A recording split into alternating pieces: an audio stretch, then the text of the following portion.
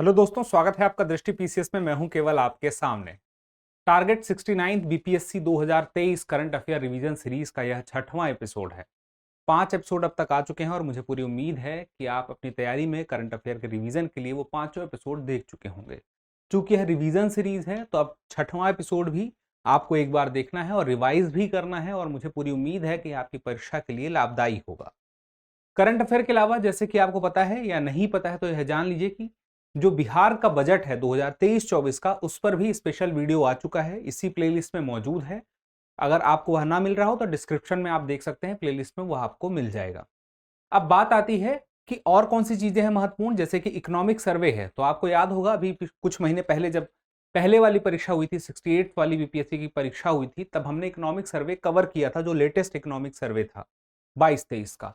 तो वह economic survey का जो पूरा का पूरा एपिसोड था, वह पूरा का पूरा जो लेक्चर था, आपके लिए अभी भी उतना ही रिलीवेंट है। तो मुझे यह उम्मीद है कि आप यह बात समझ गए होंगे कि आप उस वीडियो को अभी भी देख सकते हैं। तो आप देखेंगे कैसे संभव होगा, वह वीडियो भी इस प्लेलिस्ट में आपके लिए मैं उपलब्ध करा दूंगा, या तो आप डिस्क्रिप्शन में जाएंगे तो वहां पर लिंक में आपको वह वीडियो मिल जाएगा। तो इकोनॉमिक सर्वे और बजट दोनों ही एक तरह से आप समझ लीजिए कि आपका पूरा हो चुका है। और करंट अफेयर के इस एपिसोड के साथ में साल भर का करंट अफेयर भी पूरा हो जाएगा। क्योंकि यह रिवीजन सीरीज है तो आपको पता है कि हम रिवीजन की तरह ही इस सीरीज को कवर करते हैं कम समय में। हालांकि आपने अगर तैयारी उतनी नहीं की है बेहतर तरीके से, तो भी आपके लिए यह लाभदायक होगा परीक्षा के पहले कम समय में ज्यादा जानकारी के साथ में। तो अब शुरू करते हैं हमारे इस एपिसोड के पहले सवाल के साथ में। तो देखिए, सबसे पहले आपको बता दूं कि यह जो करंट अफेयर है जुलाई और अगस्त महीने का है 2023 का। सितंबर का भी कुछ करंट अफेयर महत्वपूर्ण हो सकता है, तो उसके लिए परीक्षा के पहले वो जानकारी आप तक हम पहुंचा देंगे। फिलहाल के लिए आप यह अगस्त तक का पूरा करंट अफेयर फाइनल कर लीजिए कि बिहार सरकार ने राजभाषा पुरस्कार के लिए कितने साहित्यकारों को सम्मानित किया है। 24 साहित्यकार। तो 24 साहित्यकार 2020-21 और 21-22 को मिला करके हैं 24। कुछ महत्वपूर्ण जो इस बार के 2021-22 वाले हैं उसको जान लीजिए। जैसे कि मधुसूदन आनंद को डॉक्टर राजेंद्र प्रसाद शिखर सम्मान मिला है, जिसके तहत 3 लाख रुपए में मिले। इसके अलावा बाबा साहेब भीमराव अंबेडकर पुरस्कार बलराम जी को मिला है 2.5 लाख। तो याद रखिएगा। अगला देखिए, बिहार के कितने जिलों को भूमि सम्मान 2023 से सम्मानित किया गया है। 5 जिलों को। नाम क्या है? भूमि सम्मान 2023। 5 जिले कौन से हैं? नालंदा, जहानाबाद, लखीसराय, भोजपुर और किशनगंज जिले। इन जिलों में एक खास बात है कि एक इन्हें सम्मान मिला है, एक तरह से देखा जाए तो प्लेटिनम श्रेणी के लिए प्लेटिनम सर्टिफिकेट दिया गया है।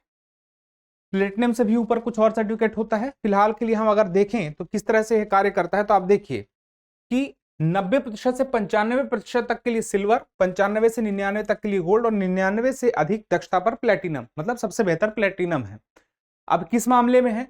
दरअसल भूमि के बारे में जो जानकारी है, किसके पास कितनी भूमि है, उसका जो भी पूरा का पूरा डेटा है, वह डिजिटल तरीके से उपलब्ध कराने की दिशा में जो प्रयास किया जा रहा है, तो उसमें कितनी मात्रा में किस जिले में प्रयास पूरा हो चुका है, उसके मामले में यह सर्टिफिकेट प्रदान किया जाता है। तो इसका मतलब यह हुआ कि सबसे ज्यादा 99% से ज्यादा जहां पर कार्य दक्षता है वहां पर यह मिलेगा प्लेटिनम। तो वो कौन से बिहार के 5 जिले हैं? नालंदा, जहानाबाद, लखीसराय, भोजपुर और किशनगंज। आगे देखें, बिहार के अभिनेता संजय मिश्रा की किस लघु फिल्म को ऑस्कर के लिए नॉमिनेट किया गया है? गिद्ध फिल्म का नाम है। नाम क्या अभिनेता का? याद रखिएगा, संजय मिश्रा।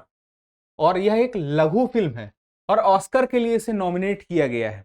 इस फिल्म ने, गिद्ध फिल्म ने एक प्रतियोगिता जीती थी, एशिया अंतरराष्ट्रीय शॉर्ट्स फिल्म प्रतियोगिता 2023, जो कि टोक्यो में हुई थी, यानी कि जापान में हुई थी। अब यहां पर एक सवाल आपके सामने आता है कि आखिर इस फिल्म की कहानी क्या है। आपको ये पूरी की पूरी जानकारी तब ध्यान में रहेगी, कहानी समझ लीजिए। जैसा कि नाम है गिद्ध, तो इस फिल्म का जो नायक है वह क्या करता है? ऐसे लोग जो अब इस दुनिया में नहीं है, उनके जो कपड़े होते हैं उन कपड़ों का व्यापार करता है। तो बहुत ही मरे हुए लोगों के कपड़ों का व्यापार बहुत ही, एक तरह से देखा जाए तो बहुत ही मुश्किल भरा काम है, और ऐसा काम है जिसे कोई नहीं करना चाहेगा, लेकिन ये कर रहा है। तो ऐसी स्थिति में इसको यही दिखाया गया है कि मजबूरी में इंसान क्या कर रहा है। कोलकाता इंडस्ट्रियल कॉरिडोर के अंतर्गत बिहार में कहां इंटीग्रेटेड मैन्युफैक्चरिंग क्लस्टर की स्थापना की जाएगी? कहां पे? गया में की जाएगी। इससे क्या होगा? जब मैन्युफैक्चरिंग क्लस्टर बनेगा तो वहां पर उत्पादन हो सकेगा, पूरा का पूरा क्लस्टर रहेगा, तो रोजगार में भी वृद्धि होगी। तो बिहार पक्षी जनगणना 2023 में राज्य में पक्षियों की प्रजाति पाई गई है, 205 पक्षियों की प्रजाति पाई गई है और सर्वाधिक पक्षी भागलपुर जिले में पाए गए हैं। उसके बाद देखिए बिहार में चौथा नदी थाना खोला जाएगा कुशेश्वर स्थान में। कुशेश्वर स्थान कहां पे है? दरभंगा में है। आगे देखिए देश के सबसे बड़े एग्जाम सेंटर बापू परीक्षा परिसर का निर्माण किया गया है, पटना में किया गया है। पटना में एक एग्जाम सेंटर है, नाम है बाबू परीक्षा परिसर। पटना में कहां है? कुम्हरार में है। मुख्य बात यह है कि यहां पर 15,000 से 20,000 स्टूडेंट एक बार में ही पेपर दे सकते हैं। इतना बड़ा कैंपस है कि 15 से 20,000 स्टूडेंट, कोई भी ऑनलाइन एग्जाम देना हो, जैसे जो कंप्यूटर पे बैठ के होता है, या तो ऑफलाइन एग्जाम भी देना हो, तो यहाँ पे एक साथ इतने सारे बच्चे 15 से 20,000 बैठ के एग्जाम दे सकते हैं। वर्ष 2023 के लिए सतराची सम्मान से सम्मानित किया गया है डॉक्टर सच्चिदानंद सिन्हा को। सम्मान स्वरूप 51,000 रुपए का चेक, मानपत्र, अंगवस्त्र और स्मृति चिन्ह। यहां पर देखिए जो सतराची सम्मान है मुख्य रूप से यह किसके द्वारा दिया जाता है, तो यह पता होना चाहिए कि सतराची फाउंडेशन के द्वारा। और यह किस वजह से दिया जाता है? जो सामाजिक सरोकार से जुड़ा हुआ लेखन होता है, लेखन के लिए दिया जाएगा। लेकिन लेखन किससे जुड़ा हुआ? सामाजिक सरोकार से। अब आगे देखिए अमृत भारत स्टेशन योजना के तहत बिहार के कितने स्टेशनों को शामिल किया गया है? 49 स्टेशन को शामिल किया गया है और देश भर के लिए 508 रेलवे स्टेशनों का। इसके बाद यह संख्या धीरे धीरे बढ़ती भी रहेगी, हो सकता है मेरे बताते बताते बढ़ जाए। लेकिन मुख्य बात क्या है कि यह जो अमृत भारत स्टेशन योजना है, इसके तहत जिन स्टेशन का चयन किया जाएगा वहां पर कुछ सुविधाओं का विकास किया जाएगा, जैसे कि कुछ नई बिल्डिंग बनाई जाएंगी, जो वेटिंग रूम होता है, वेटिंग हॉल होता है, वह बनाया जाएगा, एस्केलेटर बनाया जाएगा, स्वचालित सीढ़ियां जिसको हम बोलते हैं। उसके अलावा कुछ और जैसे फुट ओवर ब्रिज का निर्माण किया जाएगा। तो ये सारी सुविधाएं बेहतर दुरुस्त की जाएंगी। आगे देखिए नीति आयोग के एक्सपोर्ट इंडेक्स में बिहार की रैंकिंग है 22वीं। किसमें? नीति आयोग के एक्सपोर्ट इंडेक्स में। अब यहां पे कुछ और बातें, राज्य में सबसे अधिक निर्यात कहां से देखने को मिला है? तो बेगूसराय में। यानी कि बिहार में सबसे ज्यादा दक्षता अगर निर्यात की है तो वह है किसकी? बेगूसराय की है। और नीति आयोग का है एक्सपोर्ट इंडेक्स है। एक्सपोर्ट का मतलब क्या हो गया? निर्यात का सूचकांक है नीति आयोग के द्वारा, जिसमें बिहार की रैंक है 22वीं। इसमें देखा जाए तो कुछ महत्वपूर्ण तथ्य हैं कि बिहार की मात्रा सिर्फ 0.52% है। पूरे भारत में जितने भी राज्य हैं उसमें बिहार का योगदान सिर्फ 0.52 है, और उसमें अगर बेगूसराय भी ज्यादा है तो बहुत ज्यादा नहीं है। अब यहां पे देखिए 2025 तक इसे बढ़ाकर 10% करने का लक्ष्य राज्य सरकार के द्वारा रखा गया है। और सबसे बड़ी बात कि अगर पहले स्थान पर कौन है देखा जाए तो पहले स्थान पर आपको मिलेगा तमिलनाडु, उसके बाद पहाड़ी और हिमालयी राज्यों में मिलेगा उत्तराखंड, और ऐसे राज्य जहां चारों तरफ दूसरे राज्य हैं यानी कि वह समुद्र के किनारे नहीं है तो वह कौन सा है? हरियाणा। और उसके बाद केंद्र शासित प्रदेशों में गोवा पहले स्थान पर है। आगे देखिए बिहार के किस जिले को 100% डिजिटल ट्रांजैक्शन वाला जिला बनाया जा रहा है? डिजिटल ट्रांजैक्शन वाला जिला अभी प्रयास चल रहा है अरवल और शेखपुरा के लिए। इसके पहले भी बनाया जा चुका है किसको? 100% डिजिटल ट्रांजैक्शन वाला स्थान कौन सा है बिहार में? जहानाबाद को घोषित किया जा चुका है। अब देखिए यह है क्या 100% डिजिटल ट्रांजैक्शन? केंद्र सरकार और रिजर्व बैंक ने देश के प्रत्येक राज्य में कम से कम एक जिले को 100% डिजिटल बैंकिंग सेवा वाला जिला बनाने का निर्णय कब लिया था? 2019 में। उसी के माध्यम से इस प्रयास को आगे बढ़ाया जा रहा है। और देखिए बात करो डिजिटल बैंकिंग सेवा वाला, इसका मतलब क्या होगा कि ट्रांजैक्शन करने का जो भी डिजिटल तरीका है उनमें से कोई एक तरीका भी अगर इस्तेमाल होता है तो उसको काउंट किया जाएगा, और इसी तरह से काउंट करते करते अगर सब में जितने भी लोग हैं वहां पर जिनका अपना अकाउंट है वो डिजिटल ट्रांजैक्शन किसी भी माध्यम से करते हैं डिजिटल तरीके से, तो वह काउंट होगा और उसी के माध्यम से यह 100% अगर होता है तो निर्धारित किया जाएगा। आगे देखिए बिहार में जैविक कॉरिडोर योजना की अवधि कितने दिनों के लिए बढ़ा दी गई है? 2025 तक के लिए बढ़ा दी गई है। दिनों क्या, यहां तो वर्ष की बात हो गई। अब यहां पे देखिए क्या है, जैविक कॉरिडोर योजना 2022-23 तक के लिए थी और कब तक कर दी गई? 2025 तक के लिए। और बिहार में कितने जिले हैं? 13 जिले हैं। मुख्य रूप से देखिए क्या होगा, ऑर्गेनिक प्रोडक्शन के अनुरूप यहां पर 20,000 एकड़ का जैविक क्षेत्र बनाया जा रहा है। इन सारे 13 जिलों को मिलाकर के 20,000 एकड़ का जैविक क्षेत्र, वर्मी कंपोस्ट, गोबर से बनने वाली खाद, इसके माध्यम से रासायनिक खादों की जगह जब इनके माध्यम से खेती की जाएगी उसको बढ़ाने के लिए, उसको प्रसार करने के लिए, जिसके माध्यम से जो मृदा की गुणवत्ता है वह बनी रहे, बची रहे, इस वजह से यह कॉरिडोर बनाया जा रहा है। अब यहाँ पे कुछ और प्रमुख बातें, जैसे उल्लास मोबाइल ऐप लॉन्च किया गया है शिक्षा मंत्री धर्मेंद्र प्रधान के द्वारा। अब यहाँ पे बात आती है कि उल्लास मोबाइल ऐप संबंधित किससे है? तो एक कार्यात्मक साक्षरता, व्यावसायिक कौशल को बढ़ावा देने और वित्तीय साक्षरता, कानूनी साक्षरता, डिजिटल साक्षरता, नागरिक साक्षरता और जीवन कौशल देने वाले कुछ महत्वपूर्ण जो शिक्षाएं हैं वो इसके माध्यम से प्राप्त होंगी। लेकिन किसे होंगी? जिनकी आयु 15 वर्ष से अधिक होगी। यहाँ पर मुख्य काम क्या है कि जो ऐसे लोग हैं औपचारिक स्कूली शिक्षा में जो भाग लेने से चूक गए थे, जिन्हें औपचारिक स्कूली शिक्षा नहीं मिली थी और उन्हें कुछ जीवन को बेहतर करने के लिए ऐसी शिक्षाओं की जरूरत है, वित्तीय साक्षरता जैसे हमने बात की, डिजिटल साक्षरता, बुनियादी शिक्षा जो उनके लिए आवश्यक पड़ता है, वो शिक्षाएं इसके माध्यम से, उल्लास मोबाइल ऐप के माध्यम से प्रदान कराई जाएंगी। आगे देखिए, बिहार सरकार ने बिहार राज्य महिला आयोग का अध्यक्ष नियुक्त किया है, अश्वमेध देवी को किया है। और यहां पर एससी आयोग के अध्यक्ष कौन बनाए गए हैं? राजेंद्र कुमार। और एसटी आयोग के अध्यक्ष बनाए गए हैं शंभू कुमार सुमन। राज्य की बात हो रही है। आगे देखें, राष्ट्रीय बहुआयामी गरीबी सूचकांक एक प्रगति संबंधी समीक्षा 2023 रिपोर्ट जारी की है नीति आयोग ने। सूचकांक का नाम क्या है? राष्ट्रीय बहुआयामी गरीबी सूचकांक, गरीबी से संबंधित है और नीति आयोग के द्वारा जारी की गई है और प्रगति समीक्षा 2023 है। अब इसमें जो आंकड़े हैं उसको देखिए। वर्ष 2015-16 से 2019-21 की अवधि के दौरान 13.5 करोड़ लोग बहुआयामी गरीबी से बाहर हो गए हैं। तो ये जो बहुआयामी गरीबी है इसका निर्धारण किस तरह से हो रहा है इसको पहले देख लेते हैं, फिर बाकी बातों को देखते हैं। 3 समान महत्व वाले आयाम देखिए इसके अंदर हैं, स्वास्थ्य है, शिक्षा है और जीवन स्तर है। स्वास्थ्य, शिक्षा और जीवन स्तर, और इसके अंदर भी 12 संकेतक हैं। 12 संकेतक कौन कौन से हैं? पोषण, बाल और किशोर मृत्यु दर, मातृ स्वास्थ्य, स्कूली शिक्षा के वर्ष, स्कूल में उपस्थिति, खाना पकाने का ईंधन, स्वच्छता, पेयजल, विद्युत, आवास, संपत्ति और बैंक खाते।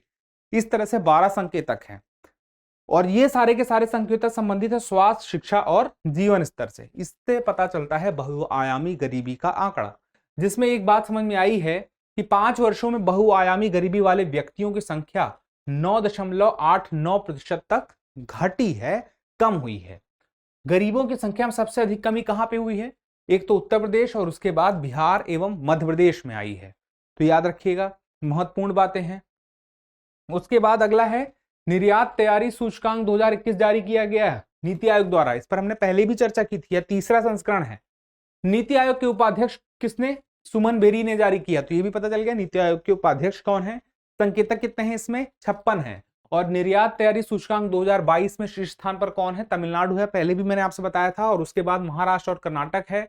पहाड़ी राज्यों में उत्तराखंड शीर्ष पर है, यह बात में हमने चर्चा की थी। केंद्र शासित प्रदेश और राज्यों में गोवा पहले स्थान पर है और जो स्थल क्षेत्र है उसमें हरियाणा शीर्ष पर है। अब आगे देखिए, 24 जुलाई 2023 को किस सोशल मीडिया प्लेटफॉर्म ने व्यापक रिब्रांडिंग के प्रयास के हिस्से के रूप में अपने प्रतिष्ठित लोगो नीले पक्षी को एक्स के निशान के साथ बदल दिया है? एक्स के निशान के साथ बदल दिया है, कौन है? नाम आप समझ गए होंगे, ट्विटर जो सोशल मीडिया साइट है उसका लोगो क्या था? एक नीला पक्षी था, लेकिन अब उसका जो लोगो है वह इस तरह से कुछ एक्स बना हुआ दिखाई देता है। तो यह आपको पता होना चाहिए कि ट्विटर के वर्तमान में जो उसके मालिक हैं कौन है? आपको पता होगा, एलन मस्क हैं। अभी हाल में कुछ समय पहले ही उन्होंने ट्विटर को खरीद लिया। लेकिन ट्विटर की स्थापना कब होती है? 2006 में हुई थी। जैक डोर्सी, नूह ग्लास और बिज स्टोन के द्वारा हुई थी और इवान विलियमसन द्वारा। ठीक है, इसका मुख्यालय कहाँ है? अमेरिका में है, सैन फ्रांसिस्को कैलिफोर्निया में है, यूएसए में है और अभी भी यहीं पर है। लेकिन इसके जो ऑनर हैं वह बदल चुके हैं। कौन है इसके ऑनर? इसके ऑनर हैं अब एलन मस्क, जो स्पेस एक्स कंपनी है, प्राइवेट कंपनी है, अंतरिक्ष से के क्षेत्र से जुड़ी हुई अमेरिका की, उसके ऑनर भी हैं वो। इसके अलावा दुनिया के सबसे अमीर व्यक्तियों में से एक व्यक्ति हैं। उसके बाद देखते हैं, Bharat new car assessment programme launch किया गया है, किसके द्वारा? केंद्रीय सड़क परिवहन और राजमार्ग मंत्री नितिन गडकरी के द्वारा। अब ये क्या है? देखिए, एक होता है ग्लोबल NCAP और यहां पे बात हो रही है भारत की NCAP। तो क्या है? न्यू कार असेसमेंट प्रोग्राम, यह लॉन्च हुआ है और 1 अक्टूबर से प्रभावी हो जाएगा। इसका देखिए जो मुख्य लक्ष्य है वह क्या है, जो हमारे यहाँ की गाड़ियां हैं, कार हैं, 3.5 टन तक के जितने वाहन हैं, उनकी सुरक्षा के लिए कुछ टेस्ट होंगे जिनके आधार पर उनको रेटिंग दी जाएगी कि कितने 1 स्टार, 2 स्टार, 3 स्टार, 5 स्टार या 0 स्टार। आपने सुना होगा कि किसी कार की सेफ्टी बहुत अच्छी है तो उसके बारे में एडवर्टाइजमेंट चलता है, जैसे टाटा की किसी कार के बारे में बताया जाए कि बहुत सेफ्टी है इस कार में, क्रैश टेस्ट उसका होता है जिसमें यह पता चलता है कि उसमें 5 में से 5 स्टार मिले हैं, 5 में 4 स्टार मिले हैं, और अलग अलग कंपनियों के अलग अलग इस तरह से सेफ्टी के जो स्टार्स होते हैं तो ग्लोबल एनकैप के द्वारा मिलते हैं। और यहाँ पे भारत एनकैप है, Bharat new car assessment programme, उसके माध्यम से मिलेंगे। तो वहां पे 2 तरह की सेफ्टी देखी जाती है, एक एडल्ट की सेफ्टी देखी जाती है, एक चाइल्ड की सेफ्टी देखी जाती है, और दोनों के लिए अलग अलग रेटिंग रहती है ग्लोबल एनकैप में। लेकिन यहाँ पे भारत एनकैप की जब बात हो रही है तो यहाँ पर क्या किया गया है कि जो एडल्ट है और जो चाइल्ड है दोनों की रेटिंग को, जो मार्क्स है, क्रैश टेस्ट कराया जाएगा। 64 किलोमीटर प्रति घंटे की स्पीड से गाड़ी का क्रैश टेस्ट होगा जिसमें यह देखा जाएगा कितनी सुरक्षा है, उसके इस आधार पर नंबर बनेंगे और उसके बाद रेटिंग बनेगी। तो दोनों को मिक्स करके बनाया जाएगा, चाइल्ड सेफ्टी का भी और अडल्ट सेफ्टी का भी मिक्स करके। तो यहाँ पर कुल मिला के जो मुख्य लक्ष्य है वो यही है, वाहनों की सुरक्षा में सुधार हो सके, उसके लिए व्यवस्था लॉन्च की गई है और 1 अक्टूबर से अभी अब प्रभावी हो जाएगी। आगे देखिए, भारत में विदेशी छात्रों की शिक्षा को आसान बनाने के लिए किस पोर्टल की शुरुआत की गई है? Study in India portal.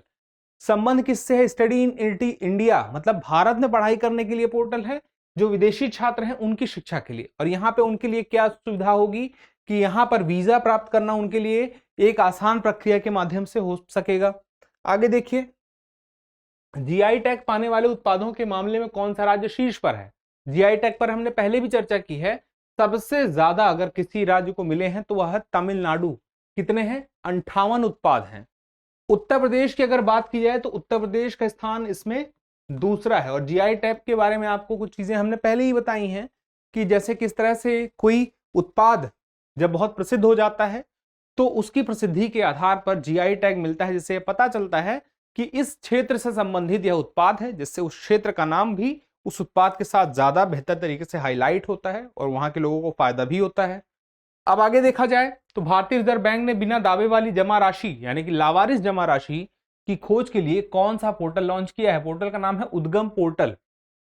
मुख्य काम क्या है? जो अनक्लेम डिपॉजिट है उसके लिए गेटवे टू एक्सेस, यही इसका नाम है, unclaim deposit gateway to access. जो अनक्लेम डिपॉजिट है, ऐसा पैसा है जो जमा है जिसपे कोई क्लेम नहीं कर रहा है, तो उस पे क्या है, एक पोर्टल, एक प्लेटफॉर्म बनाया गया है। इस पोर्टल के माध्यम से लोग अपना कुछ जो धन है, जो जमा है, जिसको उनको पता ही नहीं है, जिसके बारे में बहुत पहले उस पर जमा था और काफी समय तक के बाद उनको कोई आइडिया नहीं रह गया, उसके लिए प्लेटफॉर्म है उद्गम पोर्टल। अब आगे देखिए, इससे उनको जानकारी भी हो सकेगी।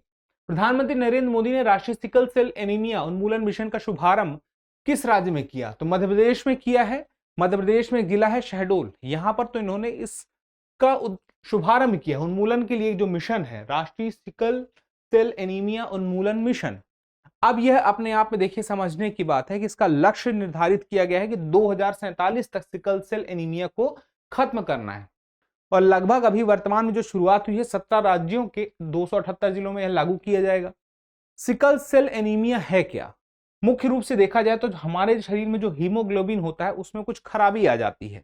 अपने आप में यह जो है अनुवांशिक समस्या हो जाती है, एक पीढ़ी से दूसरी पीढ़ी तक भी पहुंचती है। जो हमारी आरबीसी होती है, लाल रक्त कोशिकाएं होती हैं, वो सिकल के आकार की हो जाती है, इस तरह से हो जाती हैं। तो इनमें जो एक आकार बदल जाता है, सिकल के आकार का हो जाता है, थोड़ी चिपचिपी हो जाती है, जिसकी वजह से कुछ और भी परेशानियां शरीर में होने लगती हैं। इसी को हम कहते हैं सिकल सेल एनीमिया। अब आगे देखिए, पंचायतों के विकास स्थिति का समग्र और साक्ष्य आधारित मूल्यांकन प्रदान करने के लिए कौन सा सूचकांक जारी किया जाएगा? कौन सा? पंचायत विकास सूचकांक। अब यहां पे देखिए किसके द्वारा हम बात कर रहे हैं कि केंद्रीय पंचायती राज मंत्रालय ने यह सूचकांक जारी किया है, आगे भी करता रहेगा। और पंचायतों के विकास की स्थिति का समग्र और साक्ष्य आधारित मूल्यांकन होगा पंचायत विकास सूचकांक के माध्यम से। और इस सूचकांक के माध्यम से यह जितने भी हमारे देश की पंचायतें हैं उस सभी की स्थिति क्या है उसका अंदाजा लग सकेगा। फिलहाल के लिए जो पायलट प्रोजेक्ट है वह पुणे, सांगली, सतारा और सोलापुर में है, इन जगहों पर है। इसी के आधार पर अभी एक सूचकांक जारी भी हुआ है जिसमें कुछ उन्हें नंबर दिए जाएंगे, ग्रेड दिए जाएंगे, जैसे कि A+ ग्रेड तब मिलेगा जब 90% से ज्यादा नंबर पाए जाएंगे। A ग्रेड 75 से 90, B ग्रेड 60 से 75, C ग्रेड 40 से 60 और D ग्रेड 40% से कम अंक मिलने पर। अंक कम मिल रहे हैं मतलब कि वहां पर उस जगह की स्थिति, उस पंचायत की स्थिति अच्छी नहीं है और बेहतर वहां पर क्रियान्वयन जो भी योजनाएं हैं उनका किया जाना चाहिए। अब यहाँ पे एक और बात आती है, वे कौन कौन से बिंदु हैं जिनके आधार पर यह नंबर तय होते हैं।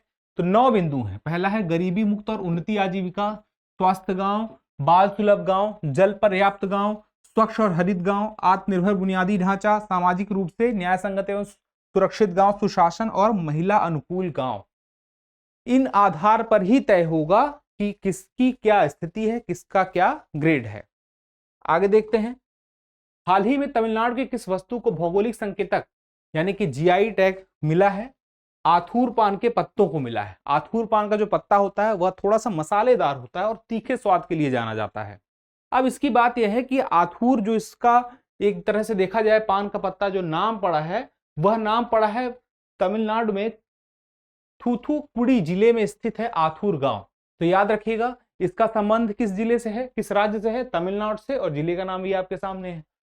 अब यह जो GI टैग है इसके बारे में एक मुख्य बात है कि ये GI टैग किस तरह से मिलता है, किस कानून के माध्यम से। Geographical indication of goods registration and protection act 1999 के माध्यम से, जो कि लागू हुआ था 2003 में, उसके माध्यम से GI टैग दिया जाता है। और मैंने पहले ही बताया किस लिए। आगे देखिए, GST काउंसिल की 50वीं बैठक में ऑनलाइन गेमिंग पर कितने प्रतिशत GST निर्धारित की गई है। जो ऑनलाइन गेमिंग होती है उस पर सीधे सीधे 28% GST लगेगा। आगे देखिए, एनसीसी ने कैडेटों के बैंक खाते खोलने के लिए किस बैंक के साथ एक समझौता ज्ञापन हस्ताक्षर किया है। देखिए SBI के साथ, स्टेट बैंक ऑफ इंडिया के साथ एनसीसी नेशनल कैडेट कोर ने समझौता किया है जिसके माध्यम से 0 रुपए पर, 0 रुपए पर एक खाता खोला जा सकेगा किसी भी कैडेट का। आगे देखिए, कितने राज्यों और केंद्रशासित प्रदेशों में भूजल कानून लागू किया गया है। 21 में। इस कानून में वर्षा जल संचयन का प्रावधान किया जाता है। और एक और महत्वपूर्ण बात है, पुरानी है लेकिन जाने की यूनेस्को ने 2018 में यह बात बताई थी कि विश्व जल विकास रिपोर्ट जो उनकी है उसके आधार पर भारत को विश्व का सबसे बड़ा भूजल उपयोग करने वाला देश बताया था। इस वजह से यह जो भूजल कानून है जहां पर कोशिश की जाएगी कि वर्षा के जल का संचयन किया जा सके, उसकी जरूरत क्यों है, क्योंकि हम सबसे ज्यादा भूजल का उपयोग करने वाले देश हैं। आगे देखिए, किस कंपनी को कुछ दिनों पूर्व महारत्न का दर्जा दिया गया है। ऑयल इंडिया लिमिटेड को महारत्न का दर्जा दिया गया है। और महारत्न का दर्जा किसी कंपनी को तब मिलता है जब वह टर्नओवर 3 साल तक औसतन 25,000 करोड़ का करे और मुनाफे की बात करें तो 2,500 करोड़ का उसका मुनाफा हो। अब यहां पे देखिए तो 13 महारत्न कंपनियां टोटल हैं, जिसमें से यानी कि 13वीं ये है OIL, ऑयल इंडिया लिमिटेड। अब यहां पे एक सवाल आता है आपके पास कि ये जो महारत्न है वो कौन होती हैं। सेंट्रल पब्लिक सेक्टर इंटरप्राइजेस कंपनियों के लिए होता है। अब थोड़ी सी और बात कि यहां पर जो शेयर होगा, देखिए 51% या उससे अधिक की पूंजी शेयर स्वामित्व किसके पास होगा, केंद्र सरकार के पास होगा या CPSE के द्वारा नियंत्रित किया जाएगा। अब जो 13 की 13 हमारी महारत्न कंपनियां हैं उसकी लिस्ट भी है, आपको पता होना चाहिए कि कौन कौन सी है। आगे की बात करें, अगला सवाल है, नेशनल ग्रीन ट्रिब्यूनल NGT का अध्यक्ष नियुक्त किया गया है जस्टिस प्रकाश श्रीवास्तव को। NGT नेशनल ग्रीन ट्रिब्यूनल न्यायाधिकरण है, सुनवाई करती है पर्यावरण से जुड़े हुए मामलों में, देश में कहीं भी सुनवाई कर सकती है, सो मोटो का भी अधिकार है इस मामले में उसे। तो यह जो है 18 अक्टूबर 2010 को स्थापना इसकी हुई थी। और किसके माध्यम से हुई थी, राष्ट्रीय ग्रीन ट्रिब्यूनल अधिनियम 2010 के तहत भारत सरकार के द्वारा स्थापित किया गया था। तो याद रखिएगा यह सुनवाई कर सकता है पर्यावरण के मामलों में। आगे देखिए, सुलभ इंटरनेशनल के संस्थापक हैं बिंदेश्वर प्रसाद। आपने सुलभ शौचालय के बारे में सुना होगा। अपने आप में इसे एक आंदोलन बनाने का काम इनके माध्यम से किया गया था। 15 अगस्त 2023 को इनका निधन हो गया, जिस दिन भारत के लिए हम स्वतंत्रता दिवस मना रहे थे। पद्म भूषण इन्हें प्राप्त हुआ है, सामाजिक कार्यकर्ता हैं। मुख्य रूप से इन्हें आप जानिए तो यह बिहार के वैशाली जिले के रामपुर बघेल गांव के हैं। अब यहां पे देखिए, बिंदेश्वर पाठक ने 1970 में सुलभ आंदोलन की शुरुआत की थी। यह सुलभ आंदोलन किस लिए था, जो मैला ढोने की प्रथा है उसे खत्म करने के लिए और स्वच्छता पर जागरूकता फैलाने के लिए था। यहां पे एक बात पता चलती है कि उन्होंने 10,000 से अधिक सार्वजनिक शौचालयों का निर्माण किया है। पहला सार्वजनिक जो इनका सुलभ शौचालय था वो कब का था? 1974 में उन्होंने खोला था पटना में। कहां पे खोला था? पटना में। तो ये भी पता होना चाहिए। और वर्ष कौन सा था? 1974। अंतिम और मुख्य बात कि 2016 में सुलभ इंटरनेशनल को सरकार के प्रमुख स्वच्छ भारत मिशन में योगदान के लिए गांधी शांति पुरस्कार से भी सम्मानित किया जा चुका है। तो सुलभ इंटरनेशनल क्या है यह आपको पता हो गया। अब आगे देखते हैं। 15 अगस्त 2023 को प्रधानमंत्री ने युवाओं के लिए कौशल विकास में मदद हेतु किस योजना की घोषणा की? पीएम विश्वकर्मा योजना। सितंबर महीने में यह योजना लॉन्च की जा चुकी है। इसके बारे में हम बाद में चर्चा कर लेंगे, लेकिन घोषणा इसकी कब हुई थी? तो 15 अगस्त 2023 को इसके बारे में घोषणा की गई थी कि इस योजना की शुरुआत की जाएगी। 17 सितंबर 2023 को विश्वकर्मा दिवस के दिन लॉन्च हो गई है अब यह योजना। पहले होगी वाली बात थी, लेकिन अब तो हो भी गई है। अब इस योजना के माध्यम से पारंपरिक कौशल वाले जो लोग हैं उनको मदद की जाएगी। 3 लाख तक का उन्हें ऋण उपलब्ध कराया जाएगा। साथ में उन्हें जो कारीगर हैं, शिल्पकार हैं, जैसे कि कारपेंटर, नाव बनाने वाले, लोहार, ताला बनाने वाले, मिट्टी के बर्तन बनाने वाले, सुनार, इन सब को प्रशिक्षण भी दिया जाएगा। उसके लिए भी एक सुविधा उपलब्ध कराई जाएगी। उच्चतम न्यायालय ने अदालत में प्रवेश हेतु ई पास बनाने के लिए कौन सा पोर्टल लॉन्च किया है? सुस्वागतम पोर्टल है। और यह सुस्वागतम पोर्टल क्या करेगा? उच्चतम न्यायालय में अगर किसी को अंदर जाना है, प्रवेश करना है, तो उसके लिए ई पास की सुविधा यहां से प्राप्त हो सकेगी। भारत का तीसरा मून मिशन लॉन्च किया गया, चंद्रयान 3। इसके बारे में आपको पता है। इसरो का चंद्रयान 3, और इसरो के इस वक्त जो देखा जाए चेयरमैन हैं एस सोमनाथ हैं। अब यहां पे एक बात आपको पता होनी चाहिए कि 14 जुलाई 2023 को इसे अंतरिक्ष में भेजा गया था, चंद्रयान 3 को LVM-3 के माध्यम से, लॉन्चिंग व्हीकल मार्क 3 के माध्यम से इसे भेजा गया था श्रीहरिकोटा के सतीश धवन अंतरिक्ष केंद्र से। और यह कहां पर है? आंध्र प्रदेश के पास ही एक द्वीप है। अब एक बात आती है कि भारत का यह तीसरा मून मिशन है और यह कहां पर पहुंचा है? चंद्रमा के दक्षिणी ध्रुव पर पहुंच भी चुका है और दक्षिणी ध्रुव पर पहुंचने वाला पहला देश बन गया है। लेकिन एक तरह से देखा जाए तो अमेरिका, चीन, रूस के बाद चौथा देश है जो मून पर लैंड कर चुका है। अब यहां पे लैंडर जो है विक्रम है जो लैंड किया है, और इसके साथ में एक रोवर भी गया था जो वहां पर सतह पर चल रहा है इस वक्त। उसका नाम है प्रज्ञान, जो वहां पर सैंपल लेके जानकारी इकट्ठी कर रहा है और हम तक भेज रहा है। आगे देखा जाए तो हीट इंडेक्स लॉन्च किया है भारतीय मौसम विज्ञान विभाग ने। हीट इंडेक्स, अब देखिए इसका मुख्य काम क्या है, हम नाम से समझ जाते हैं। हीट इंडेक्स यानी कि उच्च तापमान के कारण होने वाली असुविधा के स्तर के बारे में सामान्य मार्गदर्शन एवं जानकारी हमें इसके माध्यम से प्राप्त हो सकेगी। राष्ट्रीय उपभोक्ता विवाद निवारण आयोग का अध्यक्ष किसे नियुक्त किया गया है? जस्टिस एपी शाही को। बैंक ऑफ बड़ौदा के नए सीईओ और एमडी के रूप में किसे नियुक्त किया गया है? देवदत्त चंद को। किस प्रसिद्ध चित्रकार और मूर्तिकार का केरल के मल्लपुरम में निधन हो गया? नंबूदरी को। इनके बारे में जान लीजिए थोड़ा ज्यादा कि ये जो है प्रमुख कलाकार KCS पणिकर के शिष्य भी हैं। और एक फिल्म थी उत्तरायणम के लिए सर्वश्रेष्ठ कला निर्देशक का पुरस्कार सम्मानित किया जा चुका है। केरल ललित कला अकादमी से राजा रवि वर्मा पुरस्कार भी इन्हें प्राप्त हो चुका है। और इसके अलावा सर्वश्रेष्ठ कला निर्देशक के लिए केरल राज्य फिल्म पुरस्कार से भी इन्हें सम्मानित किया जा चुका है। आगे की बात, भारत के सॉलिसिटर जनरल के रूप में किसे फिर से नियुक्त किया गया है? तुषार मेहता को। 2018 में पहले नियुक्त किया जा चुका था, लेकिन उसके बाद दोबारा। अब आगे देखिए, सुप्रीम कोर्ट में सभी मसलों पर केंद्र सरकार का पक्ष सॉलिसिटर जनरल रखता है। इसी वजह से यह जानना आपके लिए जरूरी है। असम में मानव हाथी संघर्ष की बढ़ती समस्या के समाधान के लिए कौन सा अभियान शुरू किया गया है? गजह कोथा अभियान शुरू किया गया है। उद्देश्य क्या है? जो मानव हाथी संघर्ष होता है वह ना हो सके, उसके लिए जरूरी है कि वहां के लोगों को, असम के लोगों को यह बात पता हो कि किस तरह से हाथी का व्यवहार रहता है, उससे वो परिचित हों और उस हिसाब से वह व्यवहार कर सकें। आगे देखिए, भारत के पहले स्वदेशी रूप से विकसित परमाणु ऊर्जा रिएक्टर का वाणिज्यिक परिचालन कहां शुरू किया गया है? गुजरात में किया गया है। आगे देखिए, हाउ प्राइम मिनिस्टर डिसाइड नामक पुस्तक की लेखिका है नीरजा चौधरी। और यह पुस्तक संबंधित है जो भारत के प्रधानमंत्री थे उनकी कार्यशैलियां, एक नहीं एक से ज्यादा प्रधानमंत्रियों के बारे में है। और 6 ऐसे ऐतिहासिक निर्णय हैं जिसके बारे में वह बताता है जो प्रधानमंत्रियों के निर्णय थे। आगे देखिए, अजरबैजान में आयोजित शतरंज विश्व कप 2023 के उपविजेता रहे भारतीय शतरंज खिलाड़ी हैं आर प्रज्ञानंद। अब यहां पे आप देखिए तो आप मुझे बताइए कि पहला, यानी कि ये तो उपविजेता हैं, तो विजेता कौन थे, कमेंट बॉक्स में जरूर बताइएगा। आगे देखिए, कलर्स ऑफ डिवोशन नामक पुस्तक की लेखिका है Anita Bharat Shah. Colours of devotion का उद्देश्य क्या था? संत और संस्थापक श्री वल्लभाचार्य द्वारा निर्धारित पुष्टि मांग की भारतीय दार्शनिक अवधारणाओं से अंतर्निहित संबंध को समझाना। आगे देखिए, तेलंगाना के किस गांव में जैन तीर्थंकर की मूर्तियों तथा शिलालेख वाले 2 वर्गाकार स्तंभ मिले हैं? हैदराबाद के समीप एनीकेपल्ली गांव में। आगे देखिए, 69वें राष्ट्रीय फिल्म पुरस्कार 2023 में किस फिल्म को सर्वश्रेष्ठ फीचर फिल्म से सम्मानित किया गया है? रॉकेटरी को। सर्वश्रेष्ठ अभिनेता अल्लू अर्जुन, फिल्म पुष्पा। सर्वश्रेष्ठ अभिनेत्री आलिया भट्ट, गंगूबाई काठियावाड़ी और कृति सेनन मिमी फिल्म के लिए। सर्वोत्तम मनोरंजन प्रदान करने वाली सर्वश्रेष्ठ लोकप्रिय फिल्म है RRR, मनोरंजन के मामले में सबसे ज्यादा। राष्ट्रीय एकता पर सर्वश्रेष्ठ फीचर फिल्म के लिए नरगिस दत्त पुरस्कार, द कश्मीर फाइल्स।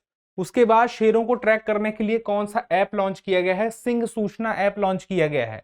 किसके लिए? शेरों को ट्रैक करने के लिए।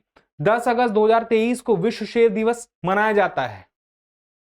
अब आपको ध्यान होगा, एक मनाया जाता है इंटरनेशनल टाइगर डे 29 जुलाई को,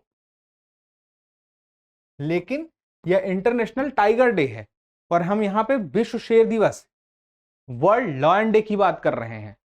लॉयन को शेर बोलते हैं और टाइगर जो होता है उसे बाघ बोलते हैं, तो दोनों में ये अंतर है। बहुत लोग इसमें धोखा खा जाते हैं, इस वजह से गड़बड़ हो जाती है।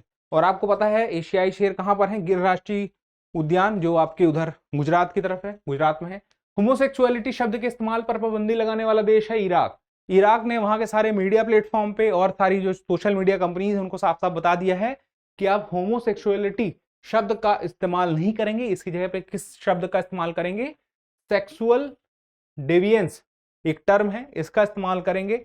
अब थोड़ी सी अन्य जानकारी की, 60 से ऐसे अधिक देश हैं जो समलैंगिकता को अपराध मानते हैं, लेकिन 130 से भी अधिक देश हैं जो समलैंगिक संबंध को अपराध नहीं मानते, यानी कि वहां पर वैध है। पाकिस्तान के नए कार्यवाहक प्रधानमंत्री हैं अनवारुल हक काकर। अब इसके बारे में क्या आपको जानना जरूरी है? इसके पहले वहां पर शहबाज शरीफ थे, लेकिन यह कार्यवाहक प्रधानमंत्री हैं। तय हुआ है कि एक खास समय के अंदर चुनाव करा लिया जाएगा चुनाव आयोग के द्वारा, फिर उसके बाद पता चलेगा कि अब अगला प्रधानमंत्री कौन बनेगा। आगे देखिए, हेनले पासपोर्ट इंडेक्स 2023 में भारत किस स्थान पर है? 80वें स्थान पर है। अब पहले स्थान पर देखिए कौन है? सिंगापुर का पासपोर्ट विश्व का सबसे शक्तिशाली पासपोर्ट है। 192 गंतव्यों तक वह वीजा मुक्त उसकी पहुंच है। अब यहां पे देखिए, 3 यूरोपीय देश जर्मनी, इटली और स्पेन सूचकांक में दूसरे स्थान पर हैं। ये तीनों ही दूसरे स्थान पर, ऐसा नहीं कि दूसरा, तीसरा और चौथा। फिर उसके बाद जापान, ऑस्ट्रिया, फिनलैंड, और यहाँ पे फ्रांस है, जापान, दक्षिण कोरिया, लग्जमबर्ग और स्वीडन तीसरे स्थान पर। इतने सारे देश हैं। आगे देखिए, भारतीय पासपोर्ट धारकों को 57 देशों में वीजा मुक्त पहुंच प्रदान है, और पहले स्थान पर जो सिंगापुर है उसको 192 प्रभावशाली गंतव्यों तक पहुंच प्रदान है। अब उसके बाद देखिए, भारत की रैंकिंग में सुधार, तो 5 स्थान का सुधार हुआ है। ये जो 80 है, इससे 5 स्थिति खराब थी पिछले साल में, यानी कि पिछले बार की रिपोर्ट में। एससीओ का नया स्थायी सदस्य बना है ईरान। 8 सदस्य देश थे, लेकिन अब हो गए हैं 9। 8 पहले कौन थे? चीन, रूस, Bharat, Pakistan, Kazakhstan, Kyrgyzstan, Tajikistan, Uzbekistan. अब हो गया ईरान भी, तो हो गए 9। 1996 में यह अस्तित्व में आए थे। उस वक्त थे रूस, चीन, कजाकिस्तान, किर्गिस्तान और ताजिकिस्तान के साथ शंघाई 5 के रूप में यह संगठन अस्तित्व में था। लेकिन 2001 जब आता है और जब उज्बेकिस्तान शामिल होता है, तब यह एससीओ के रूप में अस्तित्व में आता है। एससीओ का मतलब है शंघाई कॉर्पोरेशन ऑर्गेनाइजेशन, और इसका हेडक्वार्टर कहां पे है? बीजिंग में है। आगे देखिए, पतले प्लास्टिक बैगों पर प्रतिबंध लगाने वाला दुनिया का पहला देश कौन सा है? न्यूजीलैंड। आगे देखिए, 15वें ब्रिक्स शिखर सम्मेलन की अध्यक्षता की है दक्षिण अफ्रीका ने। दक्षिण अफ्रीका के जोहान्सबर्ग में आयोजित किया गया था। ब्रिक्स में आपको पता ही है 5 देश कौन है? ब्राजील, रूस, भारत, चीन और दक्षिण अफ्रीका का समूह है, जो विश्व की 41% आबादी, 24% वैश्विक जीडीपी और 16% वैश्विक कारोबार का प्रतिनिधित्व करते हैं, सिर्फ ये 5 देश। अब यहां पर एक और नई बात आई है, कुछ और सदस्य बनने वाले हैं। अर्जेंटीना, मिस्र, इथोपिया, ईरान, सऊदी अरब और संयुक्त अरब अमीरात, जो कि औपचारिक रूप से अगले साल 1 जनवरी को इस समूह का हिस्सा बन जाएंगे। तो यह जो हम 41% की आबादी देखते हैं वह बढ़ने वाली है इस समूह में। आगे देखिए, लोकमान्य तिलक पुरस्कार से सम्मानित किया गया प्रधानमंत्री नरेंद्र मोदी को। इस पुरस्कार की स्थापना कब हुई थी? वर्ष 1983 में हुई थी। किसके माध्यम से? तिलक स्मारक मंदिर ट्रस्ट के द्वारा। और यह जो है पुरस्कार जो था, धनराशि नमामि गंगे परियोजना को प्रधानमंत्री जी ने दान कर दी। फोर्ब्स द्वारा जारी 100 सबसे अमीर अमेरिकी महिलाओं की सूची में कितनी भारतवंशी महिलाओं को शामिल किया गया है? भारतवंशी महिलाएं हैं और अमेरिकी महिलाएं हैं, ठीक है, तो दोनों में अंतर समझ गए। जयश्री उलाल 15वां स्थान है, नीरजा सेठी 25वां स्थान है, नेहा नरखेड़े 50वां स्थान है, इंदिरा नुई 77वां स्थान है। अन्य जानकारी भी आपके सामने है, चाहे तो स्क्रीनशॉट भी ले सकते हैं। ग्लोबल पीस इंडेक्स 2023 में भारत की रैंकिंग है 126वीं है, यानी कि शांतिपूर्ण तरीके से रहने वाले देशों की रैंकिंग में भारत का स्थान 126वां है। लेकिन पहले स्थान पर यानी कि शीर्ष में कौन है? तो आइसलैंड दुनिया का सबसे शांतिपूर्ण देश है। 2008 से कई सालों से यह शीर्ष पर बना हुआ है। किसके द्वारा जारी किया जाता है यह जानकारी? ऑस्ट्रेलियाई think tank institute for economics and peace द्वारा जारी किया जाता है। आगे देखिए, ऊर्जा संक्रमण सूचकांक 2023 जारी किया गया है, विश्व आर्थिक मंच ने जारी किया है। इससे हमें पता चलता है कि भारत को वैश्विक स्तर पर 67वें स्थान पर रखा गया है। शीर्ष पर कौन है? तो शीर्ष पर है स्वीडन। लेकिन ऊर्जा संक्रमण सूचकांक से हमें पता क्या चलता है? इससे हमें पता यह चलता है कि किसी देश में ईंधन की जो आवश्यकताएं हैं उसके लिए बेहतरीन तरीके से आवश्यकताओं को एक सही ईंधन के माध्यम से कौन पूरा कर रहा है और सही ईंधन की तरफ कौन बढ़ रहा है, उससे हमें पता चलता है। आगे देखिए, ग्लोबल लिवेबिलिटी इंडेक्स 2023 के अनुसार वर्ष 2023 में रहने योग्य उत्तम शहरों की सूची में शीर्ष स्थान पर विश्व का कौन सा शहर है? वियना ऑस्ट्रेलिया का शीर्ष स्थान पर है, रहने के मामले में सबसे बेहतर है। डेनमार्क के कोपेनहेग दूसरे स्थान पर है। सूची में भारत के 5 शहर भी शामिल हैं। देखिए कौन कौन से हैं? जो नई दिल्ली है और मुंबई है, दोनों को 141वां, इन दोनों को ही 141वां। चेन्नई को 144वां स्थान, अहमदाबाद बेंगलुरु क्रमशः 147 और 148। आगे देखिए, वैश्विक प्रतिस्पर्धा सूचकांक 2023 में भारत की रैंकिंग है 40वीं। किसके द्वारा जारी होती है? International institute for management development द्वारा जारी की जाती है। शीर्ष पर जो देश है, शीर्ष में है डेनमार्क पहला, आयरलैंड दूसरा और स्विट्जरलैंड तीसरा। आगे देखिए, भारतीय कृषि अनुसंधान परिषद के अनुसंधान सलाहकार समिति के अध्यक्ष के रूप में नियुक्त किया गया है बी नीरज प्रभाकर को। एशिया ओलंपिक परिषद का नया अध्यक्ष चुना गया है कुवैत के शेख तलाल फहद अल अहमद अल सबा को। आगे देखिए, पारंपरिक औषधियों पर भारत और आसियान सम्मेलन का आयोजन किया गया नई दिल्ली में। यह सम्मेलन सतत विकास लक्ष्यों को प्राप्त करने तथा पारंपरिक चिकित्सा प्रणालियों को आगे बढ़ाने के तौर तरीकों पर रणनीति बनाने के लिए पारंपरिक चिकित्सा प्रणालियों के लिए विभिन्न आयामों पर विचार विमर्श करने के लिए था। यानी कि जो पारंपरिक चिकित्सा प्रणाली है उस पर विचार विमर्श किया जा सके, साथ में जो सतत विकास लक्ष्य हैं उन्हें प्राप्त किया जा सके, इसके लिए यह पूरा का पूरा सम्मेलन हुआ नई दिल्ली में। अब यहां पे थोड़ा पता होना चाहिए, आसियान मतलब association of South East Asian nations. 23वें एससीओ शिखर सम्मेलन की अध्यक्षता किसने की? भारत ने की। और किसमें की है? वर्चुअल मोड में की है। थीम क्या था? सुरक्षित शंघाई सहयोग संगठन की ओर, टुवर्ड्स ए सिक्योर एससीओ। ठीक है, यहां पे शाह होगा, सा हो गया। वर्ष 2024 में एससीओ की अगली अध्यक्षता किसके पास रहेगी? कजाकिस्तान को रहेगी। ठीक है, आगे देखिए, संयुक्त सैन्य अभ्यास नोमैडिक एलिफेंट 2023 किन दो देशों के बीच आयोजित किया गया है? भारत और मंगोलिया के बीच में। संस्करण कौन सा था? 15वां, और वार्षिक प्रशिक्षण कार्यक्रम यह था।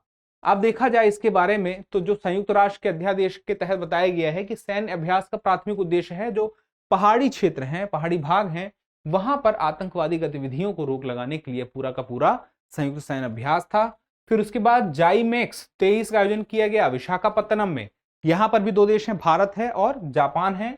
संयुक्त वार्षिक समुद्री सैन्य अभ्यास स्थापना 2012 में हुई थी। और मुख्य बात यही है कि जो जहाज हैं, हेलीकॉप्टर हैं, इसके अलावा लड़ाकू विमान, समुद्री गश्ती, इन सब का, पनडुब्बी का भी एक साथ अभ्यास।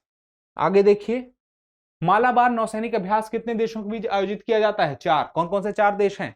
भारत, अमेरिका, जापान और ऑस्ट्रेलिया। इन्हें हम क्वाड देश भी कहते हैं। एक बार देख लीजिएगा क्वाड देश क्या होता है। 27वां संस्करण सिडनी के पास ऑस्ट्रेलिया के पूर्वी तट पर आयोजित किया गया। उद्देश्य क्या है? समुद्र में संयुक्त अभ्यास से युद्ध लड़ने के कौशल को और सुदृढ़ करने की विशेष कोशिश इसके माध्यम से रहेगी। नौसैनिक अभ्यास जायद तलवार किन दो देशों के बीच है? भारत और यूएई। उद्देश्य क्या है? रणनीतिक, तकनीकी और प्रक्रियाओं पर क्रॉस प्रशिक्षण द्वारा दोनों से नौसेनाओं के बीच अंतर संचालनीयता एवं तालमेल को बढ़ाना। मुख्य रूप से अभ्यास में यही होता है, एक तो हम उनसे कुछ सीखते हैं, दोनों एक दूसरे से कुछ सीखते हैं, प्लस एक तालमेल आगे हम बढ़ा के चलते हैं किसी खास मिशन के लिए। कहां पे हुआ था? पोर्ट रशीद, दुबई में संपन्न हुआ था। उसके बाद देखिए एथलेटिक्स, एशियाई एथलेटिक्स चैंपियनशिप 2023 से भारत ने कितने पदक जीते? 27 पदक जीते और भारत का स्थान क्या था इसमें? तीसरा स्थान था। कितने पदक थे? 6 स्वर्ण, 12 रजत और 9 कांस्य, और थाईलैंड के बैंकॉक में आयोजित किया गया था। तो आपसे पूछ लिया जाए कि एशियाई एथलेटिक चैंपियनशिप कहां हुई थी, तो थाईलैंड के बैंकॉक में हुई थी। भारत का स्थान इसमें कौन सा था? तो तीसरा था। शीर्ष पर इसमें कौन सा था? तो आप बताएंगे जापान था। तो इस तरह से 3-4 प्रश्न इससे बन सकते हैं। आगे देखिए, एशियाई कबड्डी चैंपियनशिप 2023 का फाइनल जीता, भारत ने जीता एशियाई कबड्डी चैंपियनशिप, और भारत ने जीता है जो, तो ईरान को हराकर जीता है। और सबसे बड़ी बात यह है कि भारत का 8वां चैंपियनशिप था। 9 संस्करण में से 8 संस्करण जो हैं, 8 बार भारत इसमें जीत चुका है। कौन कौन से 6 टीमें यहां पर देखने को मिलती हैं जो खेली थी? भारत, ईरान, जापान, कोरिया, चीन ताइपे और हांगकांग। आगे देखते हैं, मेटा कंपनी के स्वामित्व वाले इंस्टाग्राम ने अपना कौन सा नया ऐप लॉन्च किया? एक नया ऐप लॉन्च हुआ था, थ्रेड्स। मेटा मार्क जुकरबर्ग की है। अब इसी में उनके पास फेसबुक भी है, इंस्टाग्राम भी है। उन्होंने क्या किया? एक थ्रेड्स लेके आए, जो देखने में ट्विटर की तरह भी था और इंस्टाग्राम की तरह था, हालांकि उतना चला नहीं, सोशल नेटवर्किंग ऐप था। अब देखा जाए तो कितने देशों में लॉन्च हुआ था? 100 से ज्यादा देशों में। आगे देखिए, तो अमेरिका के शहर में दिवाली पर स्कूलों में छुट्टी का ऐलान किया गया है। न्यूयॉर्क में, अमेरिका में न्यूयॉर्क में दिवाली पर छुट्टी का ऐलान हो चुका है। उसके बाद देखिए, विश्व बैंक ने आर्थिक संकट से जूझ रहे श्रीलंका को कितने मिलियन डॉलर, अमेरिकी डॉलर की बात हो रही है, सहायता की है? 700 मिलियन अमेरिकी डॉलर की सहायता। कौन दे रहा है? विश्व बैंक दे रहा है। किसे दे रहा है? श्रीलंका को दे रहा है। तो विश्व बैंक के बारे में भी जरा आइडिया रखिएगा। आगे देखिए, south Asian football federation championship 2023 का टाइटल किस देश ने जीता है? भारत ने जीता है। आगे देखिए, फीफा महिला फुटबॉल विश्व कप 2023 की विजेता टीम है स्पेन। किसको हराया है? इंग्लैंड को हराया है। और फुटबॉल किसका हो रहा है? फीफा महिला फुटबॉल विश्व कप 2023 अपने आप में एक बहुत बड़ा खिताब है, आपको पता होना चाहिए। विजेता कौन है? स्पेन है। और उपविजेता कौन है? तो इंग्लैंड है।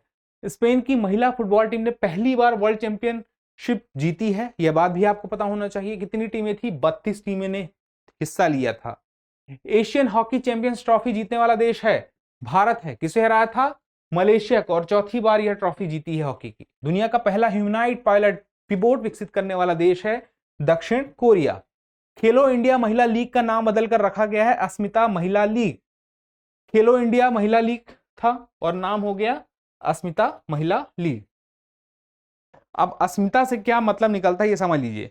Achieving sports milestone by inspiring women through action, ये अस्मिता का मतलब है। अपने आप में यह देखें तो विशेष मतलब है, महिलाओं के लिए उनके सशक्तिकरण से जुड़ा हुआ है। बीपीसीएल ने अपना ब्रांड एम्बेसडर नियुक्त किया है राहुल द्रविड़ को। बीपीसीएल क्या है? Bharat petroleum corporation limited. क्या है ये? भारतीय सार्वजनिक क्षेत्र का उपक्रम है।